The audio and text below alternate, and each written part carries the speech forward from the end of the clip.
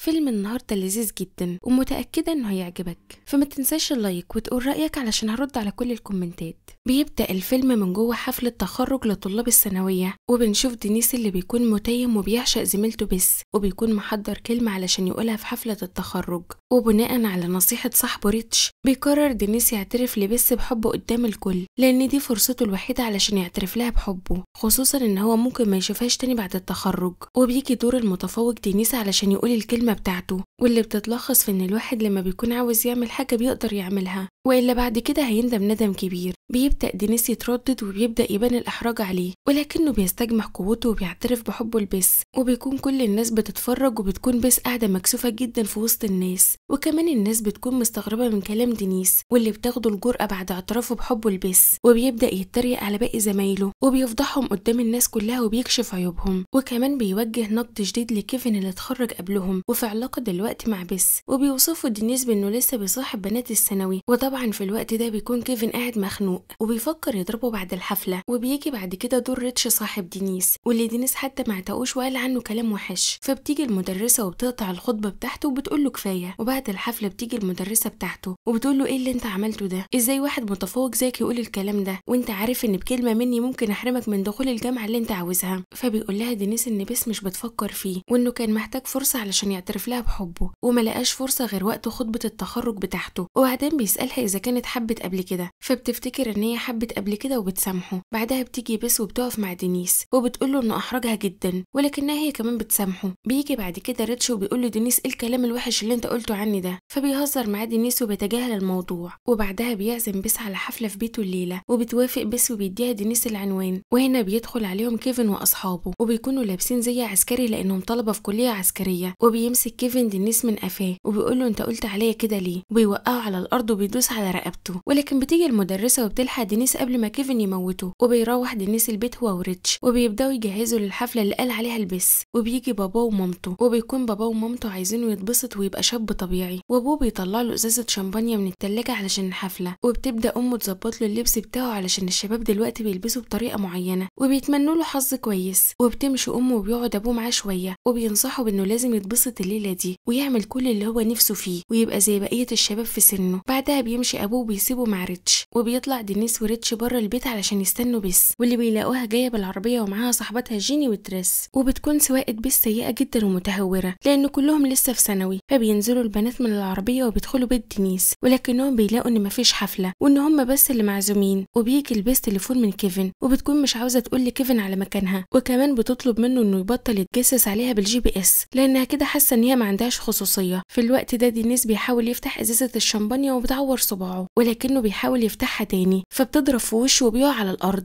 فبتجري عليه بس وبتكون جايبه حاجه متلجه علشان تحطها على عينيه. فدينيس بيقول لها ان هو بقى كويس. وبعد شويه البنات بتزهق وبيكونوا عايزين يمشوا، ولكن دينيس بيحاول يخليهم يقعدوا. وفجاه بيسمعوا صوت بره، وبيطلع صوت كيفن اللي جاي لهم بالعربيه الهامر بتاعته، وبيكون مع اصحابه. ودينيس وريتش اول ما بيعرفوا ان كيفن جه بيخافوا جدا، وبيخبط كيفن على باب البيت علشان يفتحوا له، ولكن دينيس مش بيرضى يفتح له. فبيروحوا على الشبابيك علشان يدخلوا منها، ولكن دينيس برضه بيقفلها. فدينيس بيتفاجئ ان الباب الخلفي مفتوح، فبيدخل منه كيفن واصحابه، وبيبدا كيفن يكسر في البيت من غضبه هو واصحابه. فبيطلع دينيس وريتش على اوضه دينيس بسرعه، وبيدخلوا وبيقفلوا الباب على نفسهم، وبيبداوا يدوروا على اي حاجه يدافعوا بيها عن نفسهم او اي حاجه يضربوا بيها كيفن. فبيلاقي دينيس عصايه بلاستيك، اما ريتش بيروح يستخبى جوه الدولاب. فبيطلع لهم كيفن وبيكسر باب الاوضه، وبيدخل وبيلاقي صوره بس متعلقه في السقف. فبيتعصب جدا. فدينيس بيحاول يواجهه بالعصايه، ولكن كيفن بيروح كسر ايدين هيكل عظم جوه في الاوضه وبيبدا يضرب بيها دينيس. بيستنكد دينيس في الوقت ده بريتشي، فبيخرج من الدولاب ولكنه بيجري على شباك الاوضه وبينط من الخوف. فبتدخل بس عليهم وبتروح شايله جمجمه الهيكل العظمي وبتضربها على دماغ كيفن، فبيقع على الارض.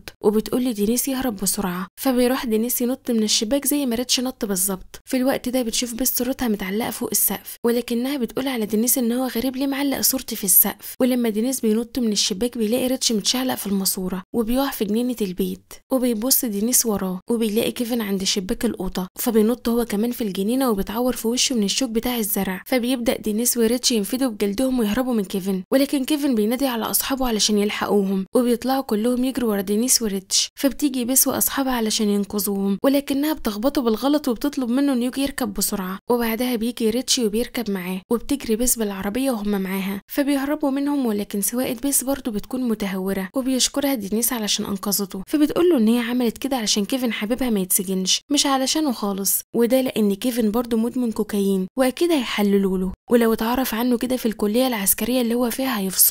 فبيطلب دينيس من بيس تليفونها علشان يتصل باهله ويقول لهم على اللي حصل في البيت. ولكن ابوه مش بيرد عليه لسببين، الاول ان هو ما يعرفش رقم بيس، والتاني ان هو ومراته سوا في العربيه جوه غابه ضلمه مع بعض. فبيضطر دينيس يسيب لهم رساله صوتيه، ودينيس بينبه بيس بان كيفن بيتعقبها عن طريق تليفونها. فبتروح واخده منه التليفون وبترميه من شباك العربيه. بعدها بيس بتدخل محطه بنزين علشان تشتري بيره، فبينزل معاها دينيس. فبتلاحظ جوه السوبر ماركت بتاع البنزينه بان دينيس وشه متعور، فبتقوله لازم نجيب لك ادويه علشان الجروح دي. بيروحوا علشان يحاسبوا الكاشير، ولكن الكاشير بيرفض يبيع لهم البيره، وده لان سنهم غير قانوني لشرب البيره او يشتروها. فبتستخدم بيس طريقه تانية علشان تحاسب الكاشير، والكاشير بيوافق. هنا بيحس دينيس بان بيس سهله جدا وفكرته عنها بدات تتغير. بعدها بيروحوا كلهم الغابه وبيولعوا نار، وبيقعدوا في الهواء يشربوا. وشويه وتريس بتبقى عاوزه تدخل الحمام، فبتقوم معاها جيني وريتشي كمان، وبيروحوا عند مكان فيه بقر كتير، وبيبداوا يهزروا مع البقر. في الوقت ده بيكون دينيس بيتكلم مع بيس، فبيسالها دينيس هتعمل ايه بعد ما اتخرجت من المدرسه. فبتقول له انها احتمال تدخل الكليه، وبيفضلوا يتكلموا شويه لحد ما بيسالها دينيس هي ليه عملت كده مع الكاشير. فبس هنا بتبدا تفضفض له، وبتقول له ان هي تعرف ولاد كتير وصاحبه ولاد كتير جدا، وان هي احيانا بتحس نفسها انسانه مش كويسه. فبيقول لها دينيس ان هي انسانه كويسه وانها تستحق احسن من كده. في الوقت ده بيكون ريتش مع البنات، وبتبدا البقر تجري وراهم. فبيجروا وبيروحوا لدينيس وبيس وبيركبوا العربيه، وبتمشي بيس بيها بسرعه متهوره كالعاده، وكمان بتكون قافله كشافات العربيه. واول ما بتفتح كشافات العربيه بتخبط في عربيه راكنه على جنب، وبيكتشف دينيس ان هي عربيه اهله. فابوه بينزل من العربيه ولكنه مش بياخد باله منهم من الضلمه، فبتمشي بسرعه قبل ما يعرفوا هم مين. وبيروحوا بعدها للحفله الكبيره اللي فيها كل دفعتهم واصحابهم، وبتكون الحفله دي في بيت واحده اسمها فيلي، وهي واحده من اللي دينيس اتنمر عليهم في الخطبه بتاعته. فدينيس بيكون متردد وخايف يدخل، ولكن بس بتقنعه وبتقول له ان هي اكيد مش هتبقى زعلانه. فبيدخلوا الحفله وبيروح دينيس يدور على الحمام، ولكنه بيتفاجئ بكريك صاحبه وواحد تاني برضه من اللي اتريق عليهم، وبيسحبوا وبيدخلوا الاوضه علشان يضربوا، ولكنه ما بيضربوش وبيعيط في حضنه. وبتبدا الصحوبيه تتكون بينهم. وبعدها بينزل دينيس تاني الريتش، وبيجولوا بنتين، واحده اسمها بيتي والتانيه اسمها فيكتوريا، وبيقفوا مع دينيس وريتش. وبتكون بيتي معجبه بدينيس خصوصا بعد الخطبه اللي قالها، وبتقول برضه فيكتوريا لدينيس بان كلامه اللي قاله في الخطبه بتاعه التخرج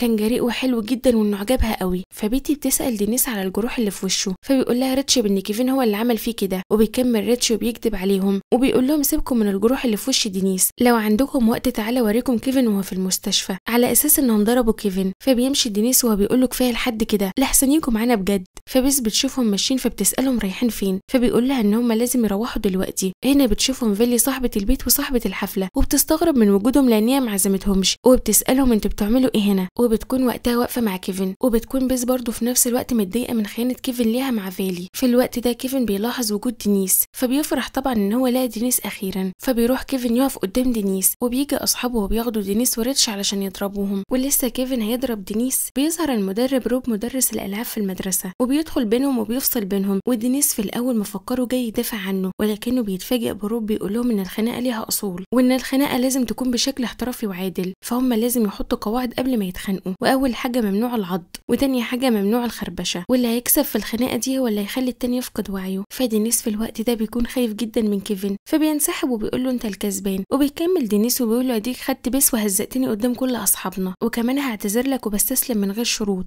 كيفن طبعا ما بيقبلش وبيضربه بالبوكس وبيوقعه على الارض. هنا بيدخل كريك في الوقت المناسب علشان ينقذ دينيس، فبيروح ماسك كيفن وضربه، وبعدها بيضرب اصحابه. المدرب وهو بيتكلم وبيقول له ان ده غش، فبيضربه هو كمان. كيفن بيقوم تاني وبيحاول يضرب كريك، وبيضربه فعلا وبيوقعه على الارض. بعدها بيروح كيفن ماسك دينيس تاني وبيضربه. وفي الوقت ده بتقتحم بس البيت بالعربيه الهامر بتاعه كيفن، وبتدخل بيها وبتبهدل الدنيا وبتنقذ دينيس. وبيكون معاها صاحبتها جيني وتريس، فبتاخدهم علشان تهربهم. وبيكون دينيس خايف عليها من اللي هي عملته، لان هي كسرت بيت فيلي وسرقت كمان عربيه كيفن. فبس بتقول له يعني بدل ما تشكرني علشان انقذتك والتاني مره بتقول لي كده. وبتكمل بس جريها بتهور بالعربيه، وبتوصل لمدرستهم وبتطلع بالعربيه سلم المدرسه، وبيكون معاها مفتاح باب المدرسه. فبتفتح الباب وبيدخلوا كلهم المدرسه، وبيروحوا على صاله الالعاب الرياضيه. وبتطلب بس من دينيس وريتش انهم يقعدوا على المدرجات، وبتبدا بس وصحباتها صحباتها يعملوا عرض استعراضي، فبينزل ريتش يرقص معاهم، وبعدها البنات بيروحوا الحمام علشان ياخدوا شاور، فبيروح ريتش وراهم برضه، ولكن دينيس بيكون متردد ولكنه في الاخر بيروح وراهم. وبيروح دينيس وبيبدا يغير هدومه في الحمام، فبيلاقي وراه كيفن واصحابه، فبيروح ضارب دينيس، ولكن بيخرج لهم ريتش من الحمام ومعاه فوطه مبلوله، وبيبدا يضرب في كيفن واصحابه، والبنات بيعرفوا بان كيفن هنا، فبيخرجوا من الحمام جاري وبيلموا هدومهم وبياخدوا حاجاتهم كلها وبيهربوا بره المدرسه. وبيهرب معاهم دينيس بعد ما ريتش بيقول له روح انت وانا كفيل بيهم. وريتش بيفتكر لما كان صغير وكان كيفن وزمايله في المدرسه بيضربوه بالفوط، فبيقرر ينتقم منهم. واكتشف ريتش وقتها وهو صغير بان الفوطه وهي مبلوله بتلسوع اكتر، فبيبدا يتمرن ازاي يضرب بيها باحتراف. فبيخرج دينيس وبيس وجاني وتريس بره المدرسه، وبتبدا هنا معركه بالفوط المبلوله، وبيفضل ريتش يقاوم كيفن واصحابه بالفوز، وبيقدر ينتصر عليهم كلهم في الاخر. وبيخرج ريتش لاصحابه، فبيلاقيهم واقفين مستنيين وبيركبوا العربيه كلهم وبيمشوا من المكان خالص. وهم في العربيه بتعرف بيس بان دينيس بيحبها فعلا، لما بيفضحوا ريتش قدامها بانه عارف تفاصيل حياتها كلها، وان هو اللي قال له ان وقت حفله التخرج كانت فرصته الوحيده علشان يعترف لها بحبه. وبيس بتقول لدينيس بان معظم البنات كانوا بيحسدوها علشان علاقتها بكيفن، ولكن هي في الحقيقه ما كانتش بتحبه. وبعدها بيروحوا الكوخ في الغابه وبيبداوا يشربوا ويحتفلوا. وبعدين بيس بتاخد دينيس وبيروحوا يتمشوا شويه وبيبداوا يستمتعوا بالمناظر الطبيعيه، وبتحكي له بيس عن حياتها وهي صغيره. فبيقعدوا على البحيره وبيبداوا يتكلموا مع بعض عن ذكرياتهم وبيقربوا اكتر لبعض. وفي اخر كلامهم بيقول لها دينيس بان هي اكتر شخص شافه في حياته بتحب الحياه، وان هو معجب بيها بسبب حبها للحياه. والتاني يوم الصبح بتوصل بيس للبيت هي واصحابها، وبيكون ابوه وامه واقفين بره البيت، وابوه بيقول له اتمنى تكون اتبسطت.